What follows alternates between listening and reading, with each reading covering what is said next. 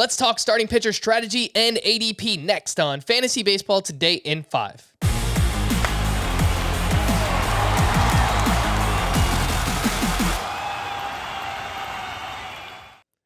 Welcome into FPT in 5. As always, make sure to follow and stream us on Spotify. Today is Saturday, March 26th. I am Frank Stanfield, joined by Chris Towers, and Chris recently wrote a great article on the site breaking down ADP and strategy for this position. And Chris, something you talk about in that article is the hero starting pitcher strategy.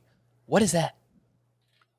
Yeah, so it's adopted from fantasy football. And the idea in fantasy football is you kind of want one great running back, and then you kind of just want to find a number 2 RB at some point.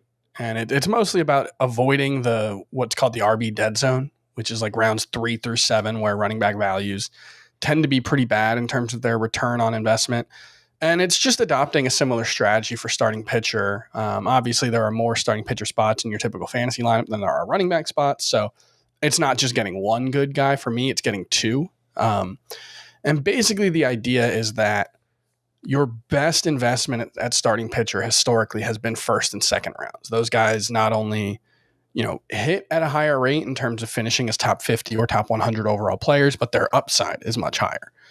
And then once you hit really round 3 is when you historically hit a point where you're about 50-50 on hitting on a top 100 return at starting pitcher. And then round 4 and beyond is worse than a coin flip. And so the idea is to try to avoid the worst return on investment areas of the draft at starting pitcher. And so it's getting one anchor ace and then one secondary guy, and then pretty much only having 2 starting pitchers through the first 10 rounds, and then loading up on upside from that point on. All right, so what's the cutoff for you to get that anchor, that hero SP? I'm looking at your ranks right now. Is it your top 6? That includes Gerrit Cole, DeGrom, Scherzer, Burns, Woodruff, and Walker Buehler?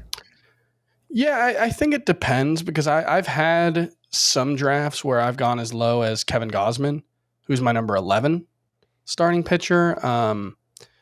But yeah, I think my preference, if I was going to devise a perfect draft strategy, it would probably be Max Scherzer in the second round. But I've been willing to do it with Woodruff. I've been willing to do it with Robbie Ray, Kevin Gausman, a few others. But typically I'm looking for the high strikeout aces as well. So Walker Buehler, less interesting for me in this approach than someone like Robbie Ray, even though I do have Walker Buehler ranked. All right. High. And Robbie Ray is someone that you can typically get in the 3rd or 4th round of your drafts. And then Kevin Gausman, even later than that, 4th or 5th round, I've typically seen him go in drafts as well. All right. So you mentioned you want to get 2 of those top starting pitchers. What do you do after you get those 2? Do you wait 5, 6, 7 rounds and then you load back up on the position? What do you do after you get those top 2? Yeah. So it's typically something like Scherzer in the second or someone in the 2nd to 3rd round range. One more guy in the 5th or 6th. Charlie Morton has been that guy quite a bit. If you listen to our podcast, you know that for all 3 of us. We love him. But Freddie Peralta, Justin Verlander, guys like that.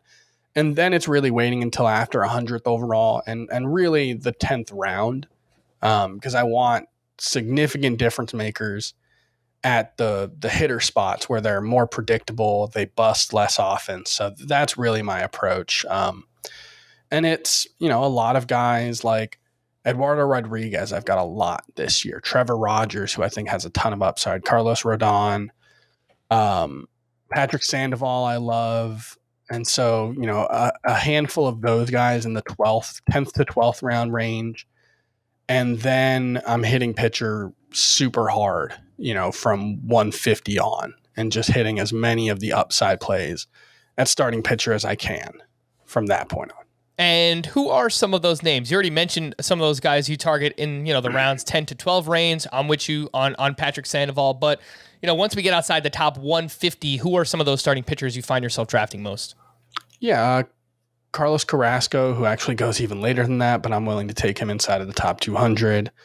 Mike Clevenger, Luis Severino, Noah Syndergaard, that trio of high upside Tommy John surgery recovery guys. Luis Patino, I rank higher than his consensus rank.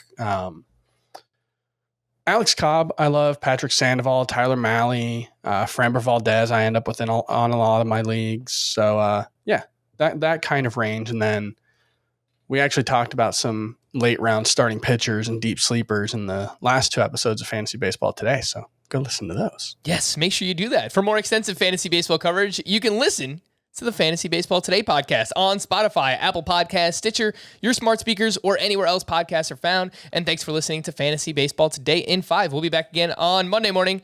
Bye-bye.